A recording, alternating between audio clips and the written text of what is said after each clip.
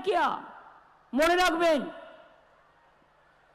1 এপ্রিলের মধ্যে যদি কেন্দ্রীয় সরকার টাকা না ছাড়ে, প্রথম ফেজে যে 11 লক্ষ বাড়ি, আগেও আমরা 47 লক্ষ বাড়ি করে দিয়েছি, যে 11 লক্ষ বাড়ি আছে লিস্টে, যারা সার্টিফিকেট পেয়ে গিয়েও পাননি, 1 এপ্রিলের মধ্যে কেন্দ্রীয় সরকার না দিলে আমরা আপনাদের করে দেব, টাকাটা রাজ্য সরকার দেবে।